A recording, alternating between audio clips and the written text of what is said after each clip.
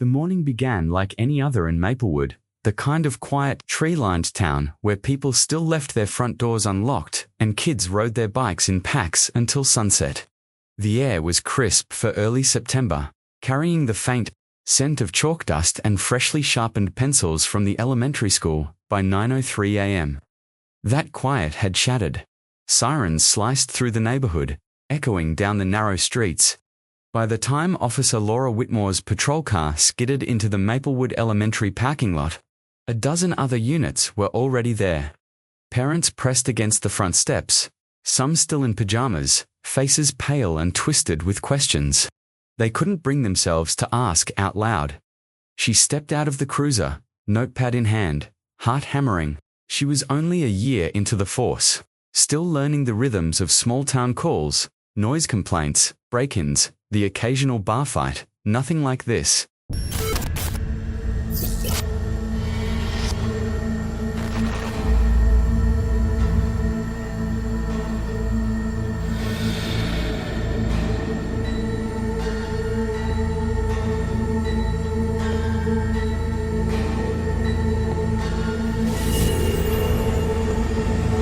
"What's going on?" she asked Officer Ruiz, who was holding back a mother clawing toward the school doors.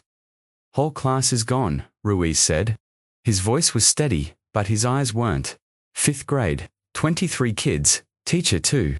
Laura blinked, waiting for him to clarify a field trip, a prank, something. "Gone," he repeated, as in vanished. Inside the hallways reeked of floor polish and panic. Teachers huddled near the office, whispering in tones sharp with disbelief. The principal, Mr. Daniels, sat at his desk with a phone to his ear, face beaded with sweat. When Laura entered, he held up a trembling hand, gesturing for silence. She noticed right away one section of the corridor was cordoned off with yellow tape. A custodian mopped at a dark smear on the linoleum that looked too thick to be coffee. Narration carried her through the scene like a slow camera pan. The open lockers, a single pink sweater on the floor, a math worksheet torn in half. Last anyone saw them was 8:15, Ruiz explained behind her. Morning bell rang, they all went into room 6. 30 minutes later, a different teacher walked in, place was empty, every backpack still there, and the teacher, Laura asked. "Mrs. Caro?" No sign of her either. By 10 a.m., the parking lot was a frenzy of grief and speculation. Helicopters chopped overhead, and vans with satellite dishes parked wherever they could. Reporters jostled for position at the barricades, shouting questions that sounded more like accusations. A man in a faded denim jacket, one of the fathers, slammed his fist on the hood of Laura's cruiser. "Find my son. Do you hear me? Find him." She wanted to tell him she would, that this was just a misunderstanding. But the pit in her stomach told her otherwise. A sharp gust of wind rattled the chain-link fence, sending dead leaves spiraling toward the playground. It was eerily still, the swings barely swaying, the slide gleaming under the morning sun. Back inside. Laura moved toward room 6. The door hung open, creaking slightly on its hinges. She stepped in slowly, the way you do when you're not sure what you'll find. The desks were neat, as if waiting for their owners to return. A globe sat tilted toward the Pacific Ocean, and a stack of spelling tests waited for red ink. But the air felt wrong. Too still, heavy. Her gaze caught on a half-written note on the chalkboard. Today's lesson, and nothing else. She pulled a chair out, its legs scraping loud against the floor, and crouched. Under one desk was a crumpled juice box, still cold. "Laura," Ruiz called from the doorway, voice lower now. "We've checked every exit, every inch of the building. They're not here." She stood, brushing chalk dust from her palms. Then, "They left without being seen," she said. "Or someone made them leave." By midday, the school was locked down. State police arrived, then the FBI. Search dogs padded through the corridors, nails clicking against the tile, noses twitching at the baseboards. One of the dogs froze near the far wall of room 6, tail stiff. Its handler frowned, tapping the plaster solid. The handler muttered, "But the scent's stronger here." Laura made a note but said nothing. She had no authority to start breaking down walls, not yet. Outside clouds had begun to gather, throwing shadows over the schoolyard. Laura stood with a group of parents who clutched photographs of their children like lifelines. A mother showed her a picture of a boy with freckles and an oversized backpack. "He wouldn't go anywhere without telling me," the woman said. "Not anywhere."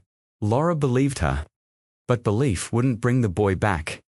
As evening fell, the official search extended into the surrounding woods. Officers fanned out with flashlights, beams slicing through the thickening dark. The town's small police force had never moved like this. A slow, synchronized sweep, boots crunching on fallen branches. They found nothing. Back at the station, the command room buzzed with radios and overlapping voices. A giant map of the town was pinned to the wall, dotted with colored pushpins marking search zones. Chief Holloway leaned over the table, rubbing his temples. "We've got no ransom demand, no witnesses, no evidence they even left the building," he said. "It's like they vanished into thin air." Laura hesitated, then glanced toward the marked blueprint of the school on the table. Room 6 was highlighted in red. "Sometimes," she said quietly, "the place you stop looking is exactly where you should have started." Her words hung in the air, unheard by most, but not by Ruiz, who gave her a sharp look, as if to say he'd been thinking the same thing. By midnight, the school stood silent again. Only the yellow tape fluttered in the cool night wind. In the darkened hallway, room 6 waited, still as a photograph. Desks and chairs casting long skeletal shadows under the dim security lights. The juice box under the desk had tipped over. Now, a small, sticky puddle spreading across the floor. 18 years later, that stain would be the first thing Laura remembered when she saw the room again. Morning broke heavy and grey, clouds sagging low over Maplewood. The school stood behind police tape like a wounded animal, silent, waiting, hiding something. Laura arrived early, coffee in hand, but it had gone cold by the time she reached the incident room. Maps, lists of names, and grainy photos of the missing children papered the walls. The air was thick with exhaustion, and the stale scent of overworked bodies. Every lead from the night before had dissolved. "The bus driver says he saw the kids in the cafeteria at 8:30, Ruiz reported, rubbing his eyes. "But the cafeteria, workers swear they never came in," Laura said, flipping through her notes. "That's not a gap, that's a canyon." Statements clashed, timelines shifted, and facts crumbled into rumors. One teacher swore she'd heard laughter from room 6. After the disappearance, another insisted the door was locked and dark. The principal, Mr. Daniels, was cooperative enough to give interviews, but his tone was slick, like someone trying to manage optics rather than tell the truth. Laura sat across from him in the cramped conference room. Recorder on the table. "When was the last time you personally saw the class?" she asked. Daniels shifted in his chair. "I passed by the door around 8:15. I saw Mrs. Carrow at her desk. That's all, and after that, meetings, paperwork. I didn't check again until the commotion started." "Mr. Daniels, multiple witnesses have you near the north hallway around 8:40. I walk the halls often." He cut in, voice tightening. "Officer, with all due respect, I'm trying to hold this school together. This witch hunt isn't helping." She noted the way his gaze skidded toward the window, away from hers. By midday, the station phones rang without pause. Some calls were from reporters fishing for exclusives, others from locals eager to offer tips that sounded more like gossip. In town, the story mutated by the hour. Some claimed a stranger in a van had been parked outside for weeks. Others swore the teacher had been having an affair with a married man who wanted her gone. By the second day, whispers about satanic cults and secret tunnels slithered into every corner, cafe, and grocery checkout line. Laura ignored the noise, but she couldn't ignore her gut. The answer wasn't out there in the woods, it was here, in the bones of the school itself. That afternoon, she walked the cordoned hallway again. The west wing smelled faintly of fresh plaster, though no repairs had been done. She ran her fingers along the wall near room 6. feeling a faint ridge where the paint color changed. The janitor, Earl Jenkins, was mopping nearby, humming an off-key tune. "Earl," she called, "has this wall always looked like this?" He paused, leaning on the mop handle. "Can't say. Lot of touch-ups over the years. Kids bang lockers, walls get dinged, you know?" "Sure," Laura said, but her eyes stayed fixed on the uneven seam. That night, the school board met in emergency session. Laura wasn't invited, but she waited outside in the cold with a cigarette she didn't smoke, watching the shadows of their arguments ripple against the drawn blinds. When the doors finally opened, Superintendent Charles Hartman emerged, tall, graying, a politician's smile that didn't reach his eyes. He stepped to the small crowd of reporters. "For the safety of our students and staff, we have decided to close the west wing of Maplewood Elementary until further notice," he announced. "Repairs are needed to address structural concerns." Unrelated to the investigation, Laura's pen froze over her notebook. Structural concerns.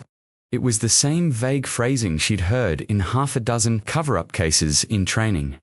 She caught him before he reached his car. "Superintendent, closing off part of the school during an active investigation is necessary," he interrupted smoothly. "And temporary. You'll still have access to the records you need. We need access to that wing, and you will when it's safe." The way he said it was final, like a judge passing sentence. She stepped closer, lowering her voice. "If you're hiding something, Hartman, it'll come out." His smile didn't falter, but his eyes narrowed. "Careful, detective. In small towns, people remember who makes trouble." The next morning, construction crews arrived with plywood and heavy tools. By noon, the west wing was blocked off behind fresh barriers, the sound of hammers drowning out any further questions. Inside the incident room, the case stalled. Leads fizzled, sightings proved false, and parents' hope curdled into suspicion. Suspicion of the police, of the staff, of each other. Laura sat at her desk, staring at the photo grid of the 23 missing faces. In the center, Mrs. Caro's staff picture smiled faintly, as if she knew something no one else did. "We're chasing smoke," Ruiz muttered, tossing down another dead-end report. Laura nodded slowly. But her mind was still in the west wing, behind that freshly sealed wall. Late that evening, she returned to the school alone. The barricade was in place, but through a narrow gap in the plywood, she could see the dim outline of room 6 at the end of the hall, bathed in the pale green glow of the emergency lights. For a moment, she thought she heard something, a faint tapping, rhythmic, almost like chalk against a blackboard. But when she leaned closer, it stopped. Her skin prickled. She told herself it was the wind. The case files grew heavier over the weeks, but not with answers. The official line became no evidence, no suspects, no progress. The superintendent's closure order remained, and eventually, the police presence at the school thinned by winter. The investigation had been quietly moved to the inactive pile. Laura kept one thing to herself, the feeling she had standing outside room 6. That night, not fear exactly. Something stranger, like the room was still occupied. The west wing had been silent for so long, it felt more like a rumor than a place. For 18 years, Laura Whitmore carried the weight of that sealed hallway. It had haunted her through every other case, the drug raids, the domestic calls gone bad, the nights she went home and drank herself numb. She'd been promoted twice, earned a reputation for tenacity, but in the quiet moments, her mind always drifted back to room 6. Now, in the autumn of 2014, she stood on the cracked asphalt of the Maplewood Elementary parking lot, watching the demolition crew set up. The school had been closed for a decade, windows boarded, grass overgrown, its paint peeling in long curling strips. A cold wind pressed against her coat. Leaves skittered across the lot like tiny restless animals. Detective Whitmore. She turned. A foreman in a hard hat held a clipboard, pen tapping against the metal edge. "You're the one who called about wanting to be here when we took the wing down." "That's right," Laura said. "We'll be starting in about 15 minutes. You're welcome to stand back with the safety crew." She thanked him though. Safety felt like an afterthought. What she wanted was to see exactly what had been hidden for almost 2 decades. The excavator's arm swung over the west wing, its steel jaws clanking. The machine's engine growled, the sound vibrating through Laura's chest. Workers shouted over the noise, their words lost in the metallic roars. The first few blows were unremarkable, plaster crumbling, clouds of dust rising into the pale morning light. Then came the impact. The wrecking ball struck near the seam where the wing had been sealed. The sound was different, a deep, hollow boom that made the foreman glance at his men. The ball swung again, and this time, a slab of wall gave way in one clean piece, tumbling inward. Behind it, darkness. Dust spilled out like breath from a long-held lung. The crew paused. Even the engine noise seemed to fade. The foreman lifted a flashlight and aimed it through the gap. His beam landed on something pale and curved. "Is that one of the workers?" murmured Laura. Didn't wait for permission. She slipped past the tape, stepping carefully over splintered wood and shattered drywall, and peered inside. The air that rushed out was stale, cold, as if the room had been holding its breath for 18 years. Her eyes adjusted slowly. Desks sat in neat rows. Every chair pushed in. Coats hung on hooks along the far wall, colors dulled with age, but still vibrant enough to recognize the patterns. A stack of notebooks lay on the teacher's desk, their covers curling at the edges. It was like stepping into a photograph from 1996. "Nobody's touched this," Laura said quietly, more to herself than anyone. Her boots scuffed against the tile as she entered fully. The floor was coated in a thin film of dust, but beneath it, faint footprints were still visible, small ones, in chaotic clusters. She moved toward the chalkboard. Words were still faintly visible under the dust. Today's lesson. The dash trailed off midline, like someone had been interrupted. A small paper crane sat on one of the desks. She reached out and touched it, brittle, but intact. Then she saw it, in the far corner, partially hidden by the last row of desks, was a shape on the floor. Her heart gave a single, heavy thud. It was a skeleton curled on its side, the bones yellowed and fragile. From the size, she knew instantly it wasn't a child. The remains wore the remnants of a patterned dress. The fabric faded to near.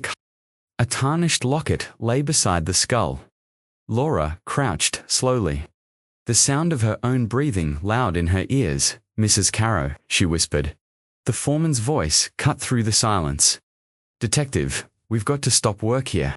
This is a crime scene." "Yeah," Laura said, standing. "It always was."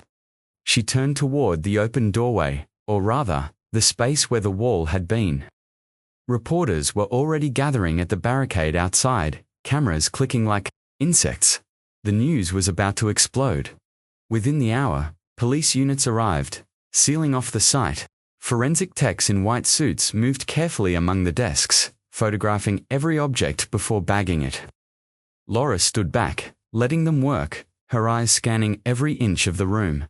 It was too perfect, too preserved. Even the dust pattern told a story, untouched surfaces, but footprints that didn't match the spacing of the desks. And that smell. Faint, almost hidden under the dust and mold, a metallic tang she remembered from crime scenes long past. Ruiz arrived, older and grayer, but still wearing the same cynical half-smile. "Well, Whitmore, you finally got your wall knocked down," he said. "Took 18 years, she replied. "I told you something was in here." "Yeah," he said, glancing at the skeleton. "Guess you were right." She didn't answer, because being right didn't feel like winning. As the team catalogued the scene, a tech called her over to the teacher's desk. "Found something," he said, lifting a small leather-bound book from under a stack of yellowed worksheets. It was a diary, its cover cracked and dry. Laura flipped it open carefully. The first pages were filled with neat handwriting, attendance notes, lesson plans, mundane observations. Then the tone shifted. "He's watching again. Not sure how he got in this time. The children are uneasy. I can't tell if the principal believes me or thinks I'm making trouble." The final entry was dated the day of the disappearance. "If anything happens, I want it known that I tried to keep them safe." I think he means to take them. Today it ended there. Mid-sentence. Laura closed the book and looked back at the skeleton in the corner. Mrs. Carrow hadn't made it out. But what about the children? The room offered no immediate answer, only the eerie stillness of a place frozen in time. As dusk fell, floodlights lit the site, casting long shadows of desks and chairs across the dust. The preserved room looked almost staged, a set from a play no one remembered seeing. Laura stepped outside for air. The crowd of onlookers had grown old classmates of the missing children, former staff, people who had moved away and returned, just to watch this moment. Some stared in silence. Others whispered, their voices carrying the same theories that had circulated in '96. She knew this was only the beginning. The skeleton, the diary, the untouched room, they were pieces, but not the whole picture. Somewhere in the town's collective memory was the truth, buried under fear and silence. She also knew Hartman, the former superintendent, still lived in town. You think he's watching this on the news right now? Ruiz asked beside her. If he's smart, he's already packing a bag. Laura said. Her gaze drifted back to the open wall, to the darkness beyond the preserved classroom. There were other sealed rooms in the West Wing. This was just one. The thought lodged in her chest like a splinter.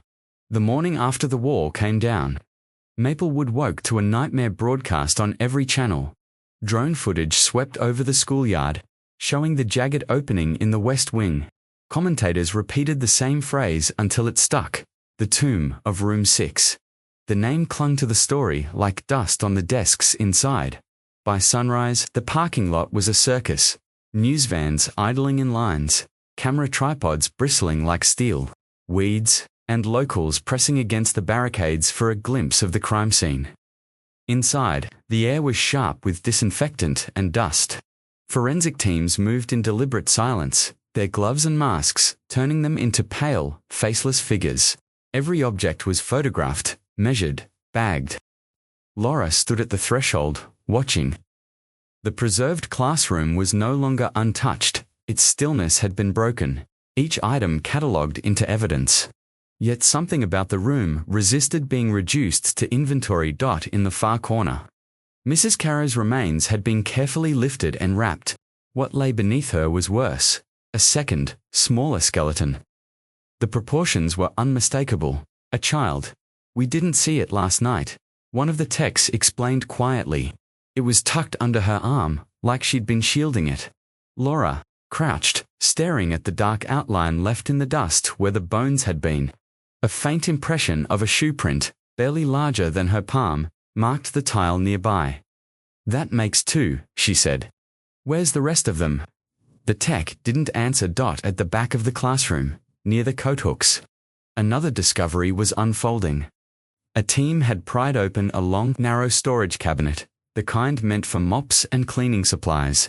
Inside were bones, not child-sized, but adult, stacked in a way that suggested neither care nor accident.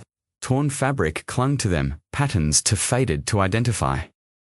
Multiple individuals here, a forensic anthropologist murmured. Different ages, different sexes. This wasn't just one incident. The words turned Laura's stomach. The sealed room wasn't a grave for one day's tragedy, it was a container for years of secrets. The superintendent, Hartman, hadn't shown his face, but his name was everywhere. Old interviews from 1996 resurfaced, showing him reassuring. Parents, insisting the building was structurally compromised and unsafe for children. Now, the footage played side by side with images of skeletons being wheeled out on stretchers. He's not going to be able to hide behind structural issues anymore, Ruiz said, stepping beside her. If I were him, Laura replied, I'd be lawyering up. By noon, the medical examiner's van pulled away with its cargo. Reporters lunged at every uniform, leaving the building. Their microphones thrust forward like spears. One young journalist caught Laura at the barricade. Detective Whitmore, can you confirm how many bodies were found? No comment. She said, walking past. Is it true some of them aren't children? She didn't stop, but her silence spoke louder than denial.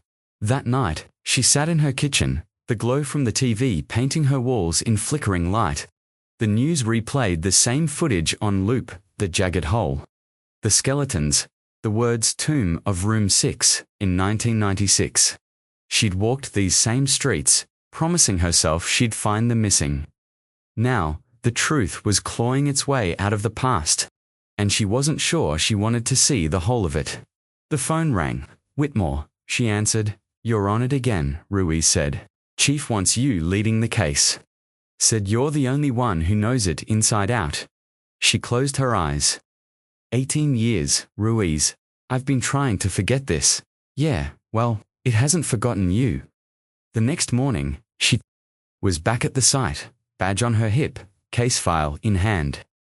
The preserved classroom was sealed behind plastic sheeting now. The kind that rustles like whispers when you walk past.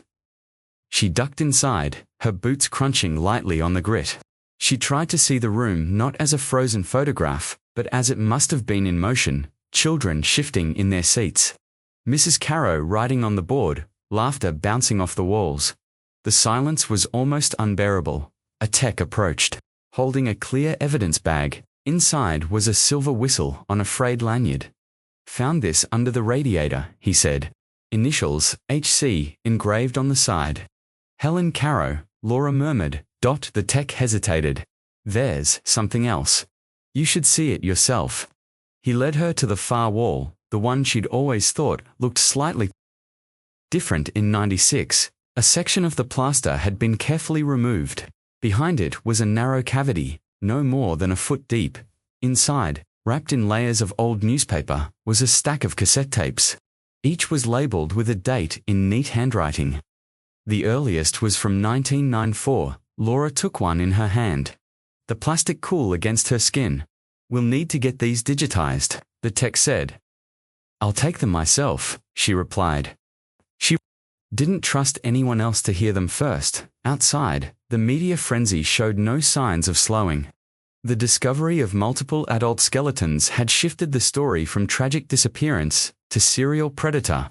Some of the faces in the crowd were familiar. Parents of the missing children, former teachers, townspeople who had whispered theories for years. Many of them were looking at her as if she had answers. She didn't, not yet. She knew only one thing with certainty. The truth had been in that building the whole time, and now that the wall was gone, nothing would stop it from coming out. The police tape still fluttered in the wind outside Maplewood Elementary, a limp yellow ribbon against the grey drizzle. Laura leaned against her unmarked car, coffee in one hand, the folder of old case notes in the other. She had promised herself she wouldn't get emotionally dragged back into this. Yet the pull of that classroom was like gravity. Room 6 had been a coffin inside a school, and it had swallowed an entire generation in one afternoon. 18 years.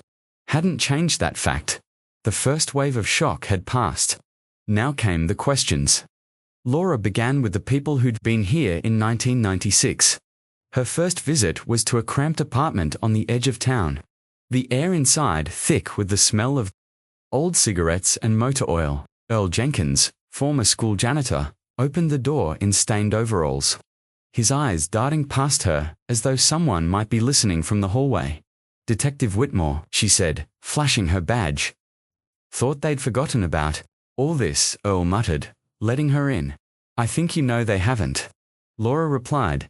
He sat heavily in a sagging armchair, lighting a cigarette with shaking hands. I told the cops back then everything I knew. Didn't make a damn difference. That's the thing, Laura said.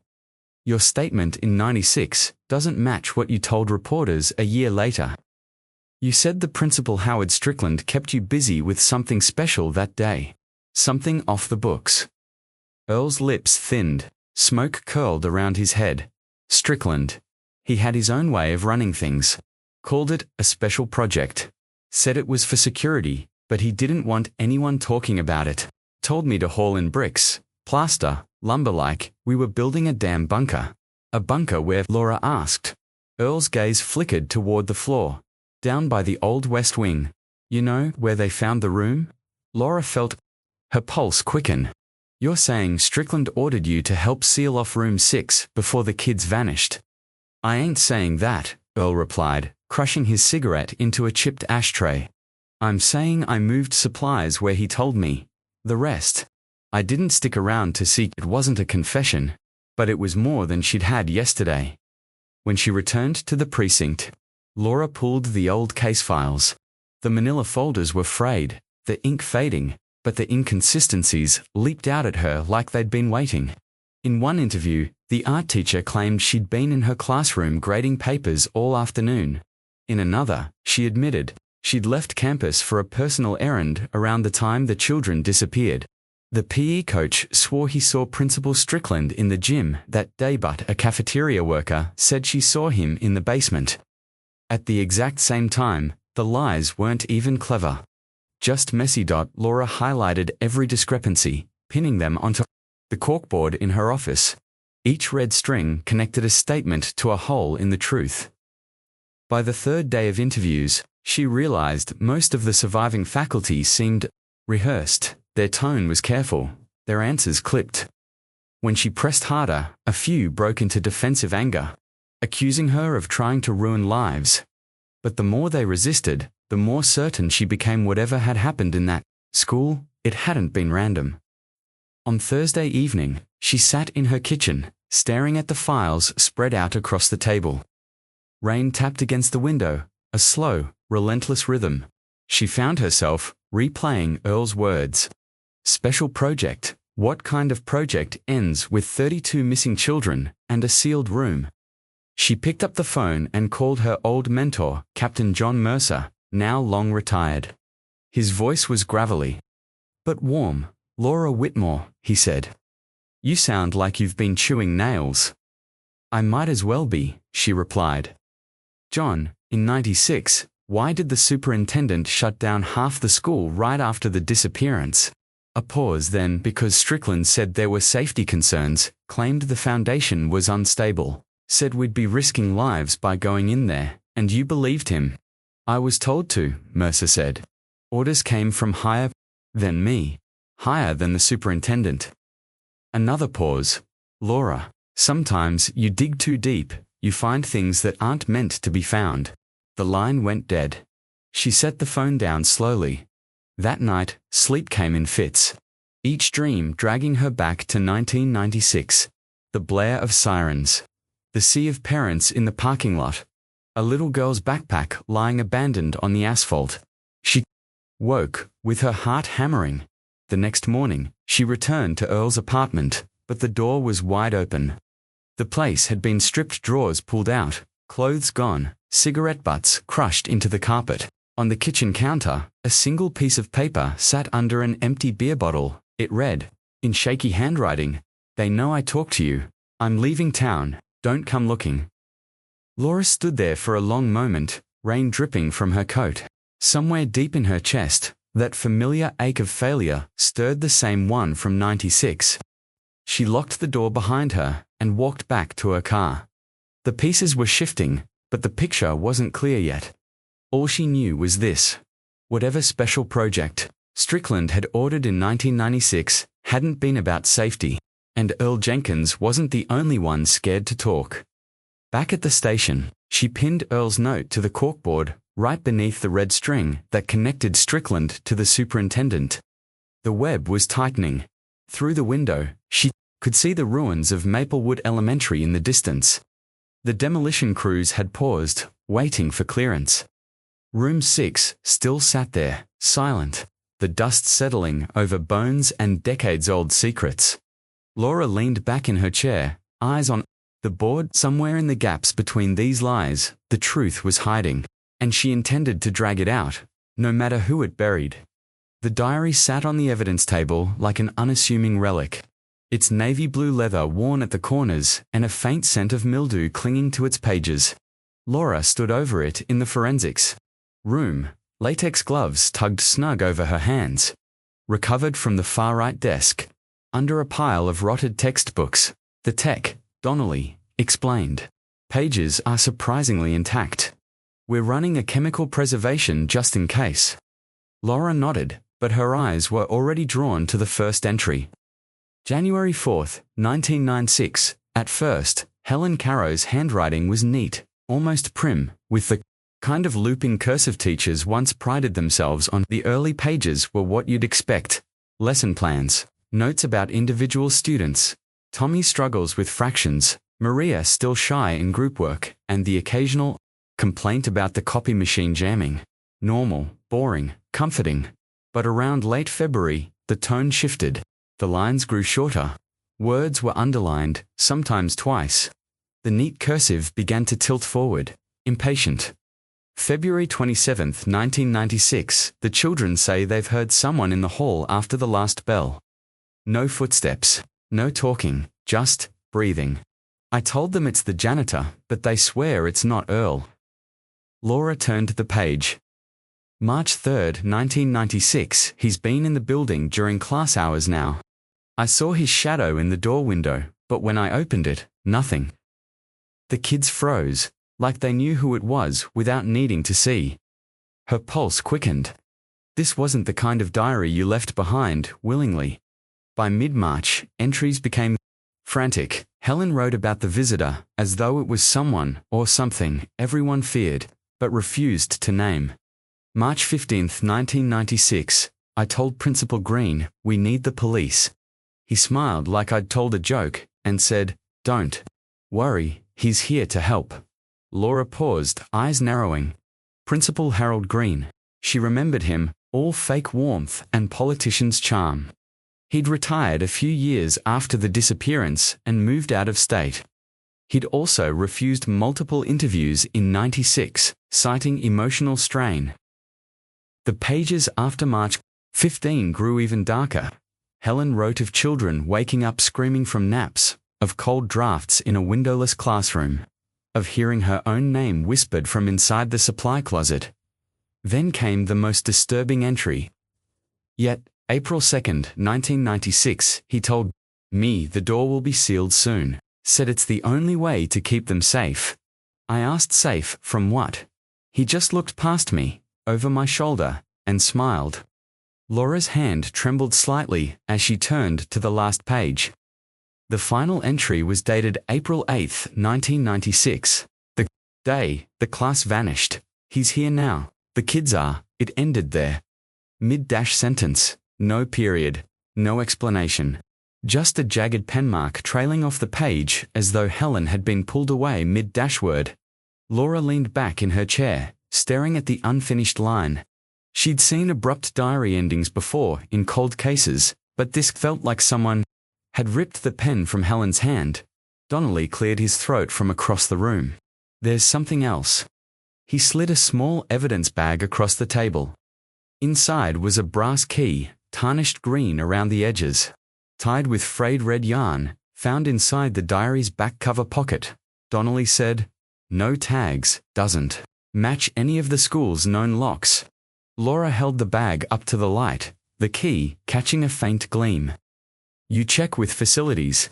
They said every lock was replaced in 2001. This one's older, probably original to the building. She thought of the walled-off classroom. The strange absence of renovation records for that section. The superintendent's sudden safety repairs in '96, and Helen's words, the door will be sealed soon. Laura returned to the diary, flipping back through the pages to see if Helen had drawn anything. Floor plans, notes, anything that might connect the key to a location. In the margin of the March 29th entry, she spotted a faint pencil sketch, a rectangle with a small square in the corner. Next to the square was a circle with an X through it, a map. She photocopied the page, intending to cross-reference it with old-school blueprints. Her phone buzzed. It was Captain Ruiz. We've got something from the bones, he said, his voice low. Not all of them belong to kids. Laura closed the diary slowly, the weight of his words settling like lead in her stomach. How many adults? She asked. One female, late 30s. Helen Caro had been 38 in 1996. Laura's grip tightened on the phone. The room suddenly felt smaller, the air colder. Tell the lab to fast-track DNA, she said. And send me Green's last known address, I think. It's time we had a little chat. As she hung up, her gaze fell once more on the unfinished sentence in the diary. The ink blot at the end looked almost like a drop of blood. She didn't know if Helen had been trying to warn someone, or record the last moments before the nightmare began. But she did know one thing. The diary wasn't just a relic, it was a breadcrumb. And somewhere, 18 years later, the trail was still warm. Laura sat in her car outside the Maple Grove Care Facility, staring at the rain streaking across her windshield. The diary from Mrs. Carrow was still fresh in her mind, the abrupt, unfinished sentence looping in her thoughts like a broken record. The final words, "He's here. God help us," and now, a new lead. A name tucked inside an old staff directory from '96, Marla Sloan, a substitute teacher who, according to a faded note in the original police file, had given confusing, possibly distressed, testimony before refusing further interviews. No follow-up. No explanation. Laura knew this might be the last living. A set of eyes to see the children alive. Inside, the care facility smelled faintly of bleach and lavender air freshener, an odd attempt to hide the sterility. The nurse at the front desk led her to room 14. "She's been unpredictable," the nurse warned softly. "Good days and bad days. Don't push her too hard." The door creaked open to reveal a small room with a narrow bed, an armchair, and a window overlooking the grey drizzle outside. Marla Sloan sat in the chair, her white hair coiled into a loose bun, her thin hands folded tightly in her lap. Her eyes, pale blue and clouded with age, flicked toward Laura. "You're not family?" she said in a voice that was both brittle and suspicious. "No, ma'am," Laura replied, moving slowly into the room. "I'm Detective Laura Whitmore. I wanted to talk to you about Maplewood Elementary." About 1996, Marla's hands tightened, the tendons straining against paper-thin skin. "It's gone now. All of it. They tore it down." "Yes, but I think you saw something back then? Something important?" For a moment, the only sound was the rain against the window. Then Marla's gaze drifted, her eyes not on Laura, but somewhere far away. "I heard them first," she murmured. "The children. Laughing, but it wasn't normal. It was like they were trying to laugh. To hide, they were scared." Laura leaned forward, and then Marla's lips trembled. "I saw him." The one who she stopped abruptly, her eyes flashing with sudden panic. No, I can't." "Marla," Laura said gently, "you're safe here. Whoever it was, they can't hurt you now." Marla shook her head violently. "You don't understand. He was allowed to be there, trusted, and they followed him." One by one, Laura felt her pulse quicken. "Do you remember his name?" Marla's eyes brimmed with tears. She opened her mouth and then snapped it shut, her breath coming fast and shallow. "I can't," she whispered. "Walls have ears." Even now, Laura glanced at the nurse, who gave a helpless shrug. She tried a different approach. "Tell me about the day. Start at the beginning. Anything you remember could help." Marla closed her eyes, her voice dropping to a trembling monotone. "It was raining that morning. The principal said the children would stay inside all day. But then, there was a knock. Not on the door, on the wall." Laura's brow furrowed. "The wall." Marla's eyes flew open, wild and unfocused. It wasn't a knock. It was a signal. And she, Marla, stopped, pressing a hand over her mouth as if she'd said too much. Laura asked. But Marla had gone rigid, staring at the corner of the room like something unseen was standing there. Her breathing quickened into shallow gasps. "He's here," she whispered. "He's here," just like she said. The nurse hurried forward, gently placing a hand on Marla's shoulder. "That's enough for today." Laura stepped back, watching as Marla began rocking, slightly in the chair, murmuring something under her breath, the same phrase over and over. "Knock on the wall, knock on the wall." Laura thanked the nurse and left, but the echo of that phrase followed her down the hall and out into the rain. Back in her car, she pulled out the old floor plans of Maplewood Elementary from the original investigation. Her eyes scanned room 6, the sealed classroom, and its adjacent spaces. One wall had backed onto a storage room that, according to maintenance logs, was off-limits to faculty in 1996 due to repairs. Repairs no one could remember. That night, Laura sat at her kitchen table, diary pages spread in front of her. She traced the final weeks of Mrs. Caro's writing, the paranoia, the hints of a visitor, the desperate attempts to keep the children safe. And she saw it now, on 3 separate entries. Mrs. Caro mentioned an odd tapping during class hours, always coming from the same wall. Laura's mind raced back to Marla's trembling voice. Knock on the wall. The next morning, Laura called Earl Jenkins, the former janitor who'd hinted at the special project. When they sealed that room, she asked what was on the other side of the wall. Earl was silent for a long moment. When he finally spoke, his voice was low and uneasy. Not much, just storage. But there was a locked door in there, one only the principal had the key to. Said it was where he kept records. Never let anyone inside. Laura felt the air shift around her. This was no longer just about finding out how the children had died, it was about finding out who had walked them into that room, and why. But Marla Sloane's voice lingered in her mind like an unshakable echo. He was trusted, they followed him willingly, one by one, when Laura finally closed her eyes.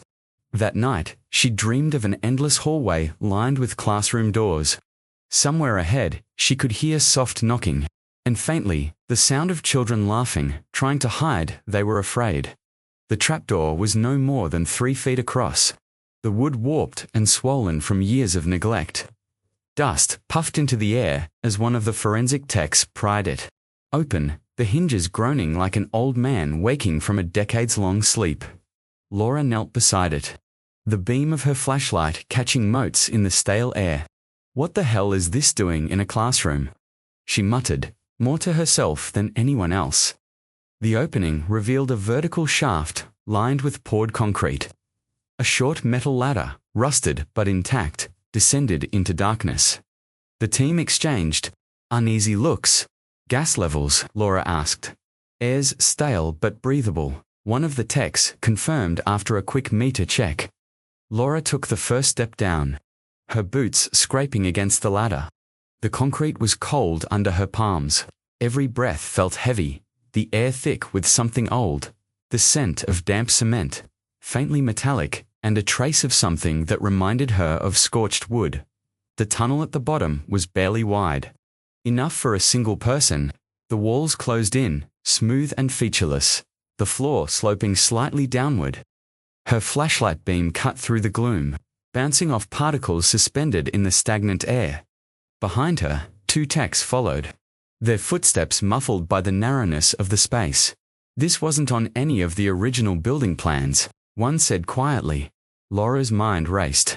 In '96, there'd been no mention of underground structures. No trapdoor, no tunnel, nothing. The passage extended for, perhaps, 40 feet before terminating in something that made Laura's stomach clench. A steel door, heavy gauge, the kind you'd see in a bunker. Its surface was scorched in strange, irregular patterns, as though fire had licked it from the outside. The handle was blackened and warped.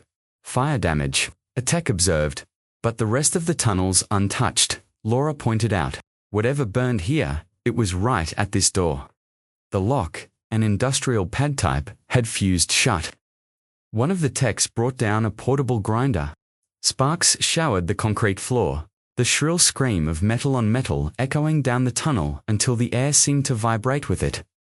When the lock finally gave, it fell to the floor with a dull clang that sounded far too final. Laura pulled the door open. Hinges groaned.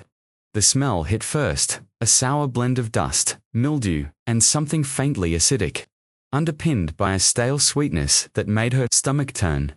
The beam of her flashlight swept across the interior. It was a small chamber, no bigger than a walk-in pantry. The walls were concrete, but here and there, crude drawings had been scrawled directly onto them.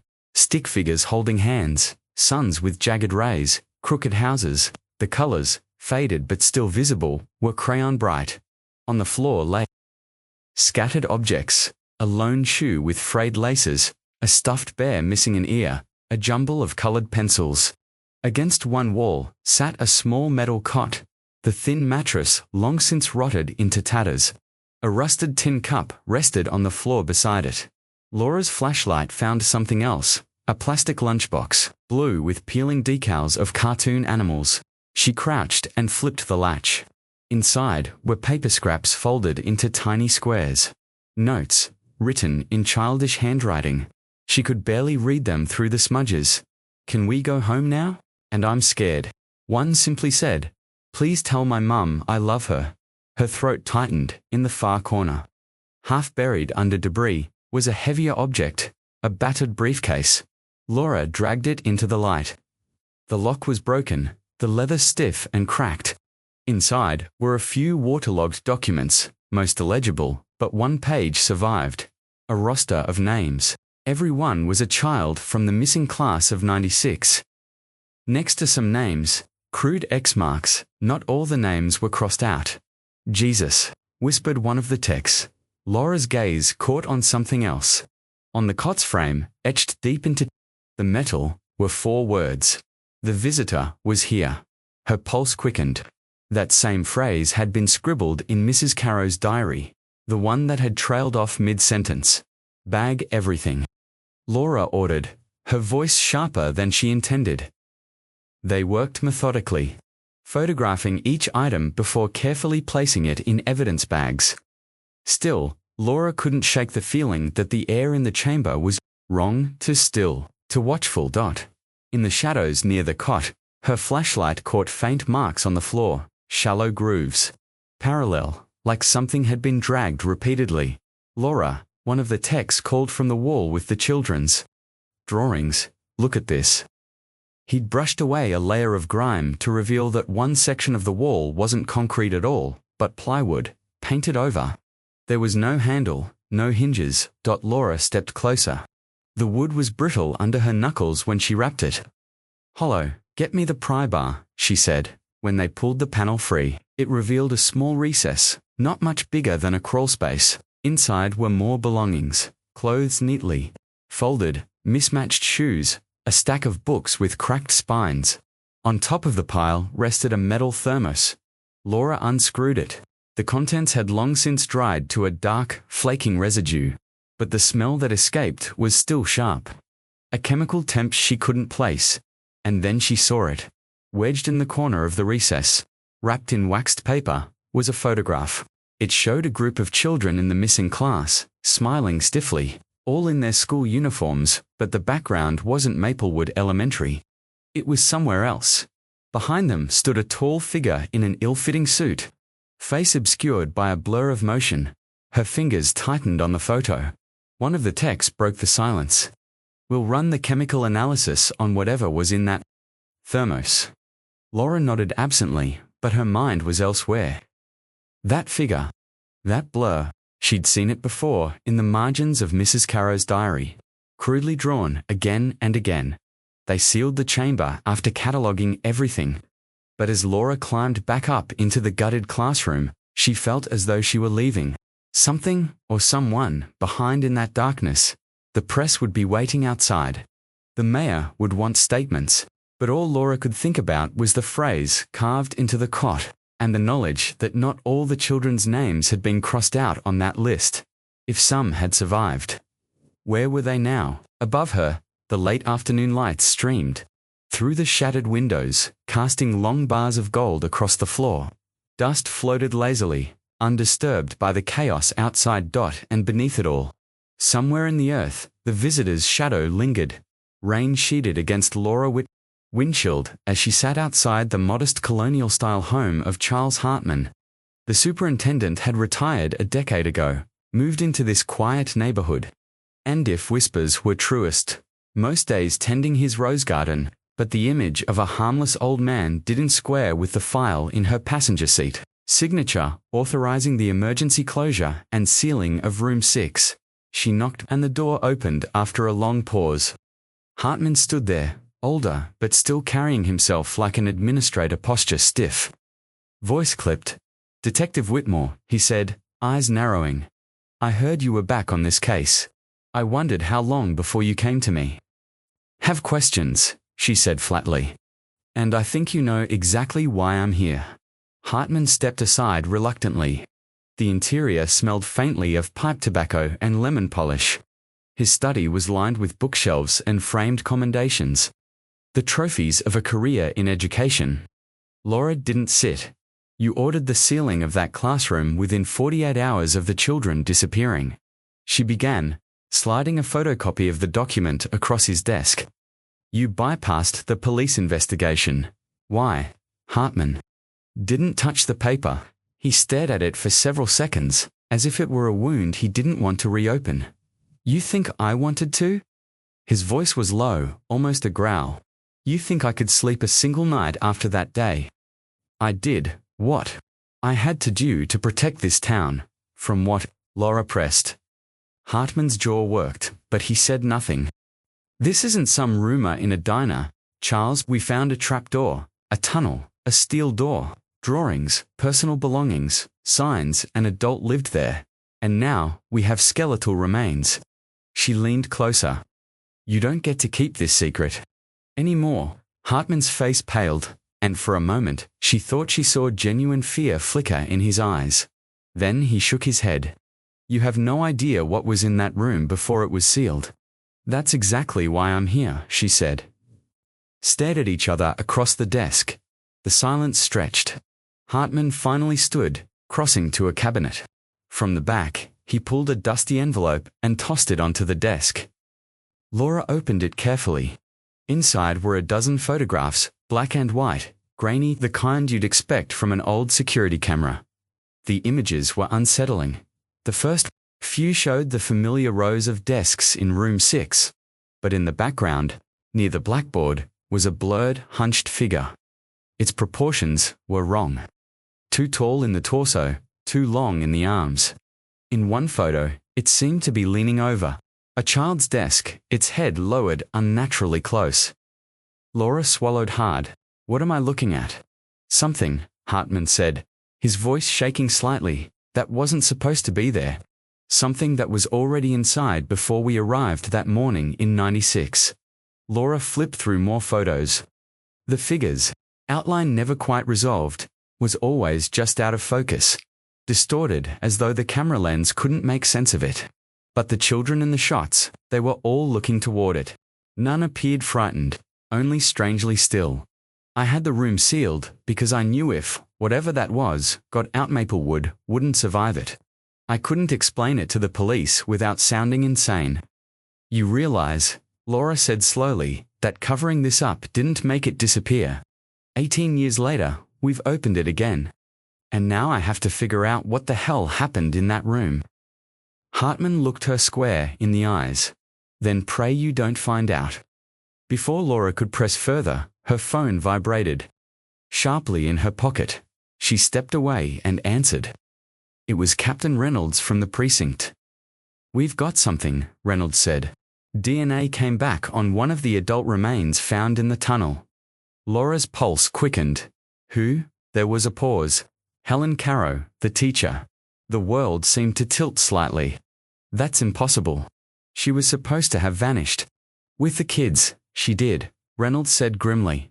But now we know she didn't leave the school. And it gets worse. Preliminary analysis shows she died years after 1996. Laura ended the call, her mind spinning. She turned back to Hartman, who was watching her closely, as if he already knew what the phone call had been about. Her remains were in that tunnel, Laura said. You knew she was there, didn't you? Hartman's lips pressed into a thin line. I told you I was protecting the town from something worse. What could be worse than an entire class of children disappearing? Hartman hesitated, his eyes darting to the window as if checking for eavesdroppers. Something that feeds, he whispered. And not the way you think. Laura's skin prickled. She had heard plenty of evasions in her career, but this was different. Hartman's fear wasn't for himself, it was for everyone. You need to start talking, she said, voice firm. You think I haven't wanted to? Hartman's voice cracked. For 18 years, I've lived with the smell of that day in my nose. I watched the footage, over and over, trying to find some rational explanation. But the truth is, some things don't belong to our world. And once you see them, you can't unsee them. Laura took a slow breath. Then let me see it. Hartman looked at her for a long, waited moment. Finally, he shook his head. It's not seeing it you should be afraid of, Detective Tift, it's what happens after. The tension broke with another buzz of Laura's phoner message from the forensics lab. Second DNA match confirmed. It's family. Her eyes darted back to Hartman. Family, she asked aloud, though no one had spoken the word. He closed his eyes. I told them to burn everything, he murmured, almost to himself. But they didn't listen. What do you mean, family? Hartman's gaze locked with hers, and, for the first time, Laura saw tears forming. Because the second match, it's mine. The words hit like a blow. Before Laura could process, Hartman rose and walked toward the study door. You'll get your answers, Detective, but you won't like the shape they take. And with that, he left her standing in the quiet room. The photographs still spread out on the desk, images of something neither human nor animal, yet impossibly present in that classroom 18 years ago. Outside, the rain had stopped, but the sky felt heavier. Somewhere in the back of her mind, Laura understood this was no longer about solving a cold case. This was about something far older and far hungrier. The air in Hartman's office felt thick, almost too heavy to breathe. Laura stood across from him, her fists clenched at her sides. The file of damning evidence spread across his desk, like a wound that refused to close. Outside, the late afternoon sun slanted through the blinds, striping the room in golden shadow. You lied, she said, her voice low but carrying an edge that could cut glass. 18 years, and you lied. Every single day. Hartman sat hunched in his chair, the once imposing superintendent, now a brittle man with sunken eyes. He glanced at the folder, then at Laura, then away, like the weight of her stare might crush him. I didn't lie to protect myself, he muttered. No, Laura shot back. You lied to protect what? The school, your reputation. Town's image. She jabbed a finger toward the folder. The DNA match doesn't care about your image, Hartman. It tells me that the man found in that tunnel had a history, criminal, violent hand. It connects directly to someone inside. That classroom. Hartman's throat worked as he swallowed. His hands trembled slightly, though whether from age or guilt, Laura couldn't tell. It wasn't just about reputation, he said at last, his voice barely above a whisper. It was about containment. Containment of what? His eyes flickered up to hers then, haunted, like a man about to describe a nightmare he had lived through in waking life. Helen Caro, he said. Your saintly Mrs. Caro, beloved by parents, adored by her students. She wasn't. Untouched by trouble. Laura's mind went still. Go on. Hartman leaned back, pressing his fingers together, as if bracing himself against the memory. There was a man. She met him sometime in late '95. A drifter came through town doing odd jobs. He had this intensity about him, the kind that made people keep their distance. But Helen was lonely. Her marriage had fallen apart. She had no family nearby. She was vulnerable. Laura said nothing, letting the silence pull the words out of him. They started seeing each other. Quietly. No one knew, except Mishi, came to me for help when things got complicated. He wasn't right in the head. Possessive, obsessive. She tried to break it off in March of '96. That's when the phone calls started. The visits to the school. Hartman's voice wavered. He told her he liked her class, that he felt connected to the children. At first, she thought it was harmless. And then, Laura prompted. And then she realized he was waiting for her, after school, watching her, watching them. Hartman's gaze drifted toward the window. Though Laura suspected he wasn't seeing the parking lot outside, he was seeing something else entirely. She told me he'd been inside the building after hours, that she found him talking to some of the kids. And then he stopped, shut his eyes, and exhaled shakily. And then the day came. Laura finished for him. Hartman nodded. April 17th, 1996. I was in my office when Helen burst in, frantic. She said he was in the school. She said he was going to take them somewhere safe. I called the police, but by the time anyone got there, his voice cracked. They were gone. All of them. Laura's pulse quickened. Why didn't you tell us this back then? Why the hell did you let us chase ghosts for months? Hartman's eyes filled with something like shaman fear.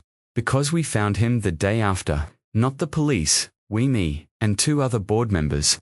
We followed a hunch, searched the lower levels, found the trapdoor in room 6, the tunnel, the steel door. He swallowed hard. Inside, he was there, alive. With the children, they were terrified, huddled in the back, but unharmed at first. We told him to let them go. He wouldn't. He said he had to keep them because the world outside was dangerous. That he and Helen had made a pact to protect them from it. Laura's stomach turned. Did she make that pact? Hartman hesitated too long. I don't know, he admitted. She wasn't there. She never came back after she ran to my office. But his conviction was absolute. He believed she'd promised him they could all live down there, away from everything. What happened? Next, Hartman's gaze dropped to his hands. One of the board members panicked. There was a struggle. The door something sparked. The fire spread fast. The children screamed. He tried to block us from getting to them. In the chaos, smoke filled the room. We couldn't. His voice faltered. By the time we forced our way in, it was too late for some of them. We got a few out, but he trailed off, his knuckles white. Laura's breath hitched. That's not in any report. It never would be, Hartman said, his tone flat now. We sealed the room, said it was unsafe, told the parents there was no sign of them. Let them believe they vanished, rather than know they died beneath the school.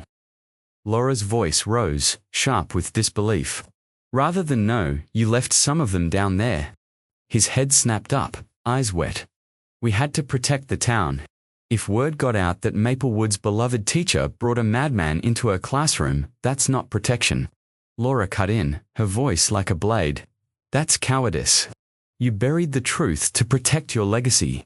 Hartman's face crumpled. And what would you have done? Detective tell the parents their children's last moments were filled with terror and smoke. Let the press paint them as the victims of some sordid affair. You think that would have given them peace? Laura didn't answer. She didn't have to. The clock on his desk ticked loudly in the silence. Finally, Hartman said, I thought if the truth stayed buried, maybe the town could move forward. But seeing that room again, I know now the past doesn't stay buried. It festers. Laura stepped back, her mind racing. The DNA match, she said slowly, confirms that man was in the tunnel. But it also matches to something else. Someone else. Hartman's brow furrowed. What do you mean? She held his gaze. The trace we found on Mrs. Caro's diary. Same genetic marker, which means he touched it or she brought it to him. Hartman's lips parted in shock. You think she didn't think anything yet? Laura cut him off. But if she was part of this, even for a moment, then we're not looking at a single predator. We're looking at a pact. A deliberate choice. Hartman leaned back, pale. Then God help us all. Laura gathered the file from his desk, her hands steady, despite the storm inside her. I'm going to find out exactly what happened down there, and when I do, Hartman, you'd better pray you've told me everything, because if there's one more lie, I will tear this whole town's history apart to find the truth. He didn't reply. He just stared at the blinds, where the last strip of sunlight was fading into shadow. Laura turned for the door, pausing just before leaving. One more thing, she said over her shoulder. Where's Helen Caro now? Hartman's answer was almost a whisper. No one's seen her since that day. Laura's jaw tightened. Then, I guess she's the next ghost I'm hunting. As she stepped into the hallway, the fluorescent lights flickered, and for a moment, the scent of smoke, faint but distinct, brushed against her senses. She froze, listening. Somewhere far away, or maybe only in her mind, a child's laugh echoed. The sound made her move faster. The concrete chamber, at the end of the scorched tunnel, felt colder than any place Laura had ever been. Her flashlight beam danced over the soot-caked walls, over piles of melted plastic. rusted lunchboxes, and the charred remnants of paper that crumbled at the slightest touch. The air was heavy with the scent of ash and mildew, a graveyard smell, thick and permanent. Over here, one of the forensics techs called, crouched near an overturned metal cabinet. His gloved hands brushed away layers of dust and brittle debris, revealing a small, warped box, its edges blackened from heat. The latch resisted until he pried it open with a flathead screwdriver. Inside lay a videocassette, its white label smudged but still legible. 2 words, Lesson 1. Laura's throat tightened. "Bag it," she ordered, but the tech hesitated. They both knew the rules. Every piece of evidence went straight to the lab. But in her gut, Laura felt that if she let this tape out of her sight, if she waited, even one more hour, the truth would slither away again, like it had in '96. "No," she said quietly. "We play it here." Minutes later, a portable VCR unit was hauled down into the tunnel. Dust rained from the low ceiling as the cords snaked toward a generator humming faintly outside. Laura stood with her arms crossed, fingers digging into her own ribs as the tech pressed play. The screen flickered, static snapping in the dark. Then, a face emerged. The man was sitting at a school desk, the kind with a laminate top and a metal cubby underneath. His hair was long, greasy, and matted at the temples. His eyes glistened unnaturally, as if caught between mania and rapture. Behind him, the chalkboard was smeared with faint eraser marks, outlines of words that had been rubbed out violently. "Welcome," he said, his voice low, deliberate. "You're late." Laura's stomach turned. "You think I'm a monster?" the man continued, leaning forward until his face filled the frame. "You think I took them, but the truth is, I saved them. From you. From the world that chews up little hearts and spits them into the gutter." He reached down and picked up a small drawing, a crayon sketch of a sun over a green hill. He held it up to the camera like a priest offering communion. They were mine to protect. She understood that, at first. His voice cracked on. The last word. She, Mrs. Caro. Laura felt her jaw clench until it hurt. The man chuckled softly. A sound so wrong it made her shoulders tense. "You're wondering if they're dead. You'll never know the exact moment. Some went quickly, others took their time. I stayed with them, all the way to the end. I sang to them when the dark scared them. I told them stories when they couldn't sleep. I was better than the parents who left them here every day without a second thought." On the screen, he shifted, back in his chair, his gaze never leaving the lens. "When the fire came, I stayed. I stayed because I promised. I sealed the door because I couldn't let anyone break the circle. Not even her. Especially not her." His mouth twitched into something between a smile and a grimace. He leaned closer again, eyes boring into the camera. "And now you've broken it. I hope you're proud." The tape cut to static. No one spoke for several seconds. The hum of the generator was the only sound. Laura's vision swam as if the air itself had thickened around her. She reached out blindly for the wall. Steadying herself, "Detective?" the tech asked cautiously. She shook her head. "Get this, to the lab. I want frame-by-frame analysis, background noise, isolation, everything." Her voice sounded far away, even to herself. They climbed out of the tunnel into the pale winter daylight. The school's skeletal remains loomed against the sky, demolition machinery idle, their steel jaws frozen mid-bite. Reporters clustered behind police tape, cameras trained like rifles. The air above them buzzed with speculation. Monster. Cult. Cover-up words. Laura had spent 18 years chasing without proof. She pushed past them toward her unmarked car, ignoring the shouted questions. But just as her hand touched the door handle, she froze. Through the shattered windows of the school, she could still see the faint outline of Room 6's chalkboard. Not the one in the tape, the real one, unearthed and ghostly in the rubble. Something about it nagged at her. She turned back, retracing her steps into the caution-taped hallway. Her boots crunched over broken plaster and glass, until she stood in the ruins of the room. The chalkboard was covered in dust and scorched at the edges, but faint white lines remained, not words, numbers. Dates. She wiped the surface with her sleeve. 5 dates, evenly spaced. The first, March 12, 1996, 2 weeks before the disappearance. The last, October 5, 1996, 6 months. 6 months after they were already gone. Laura felt a chill crawl up her spine. He was here, she whispered.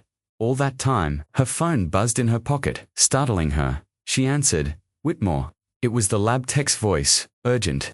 Detective, you need to come back. We ran an initial audio scrub on the tape. There's something in the background. Faint, but it's there. Laura's pulse quickened.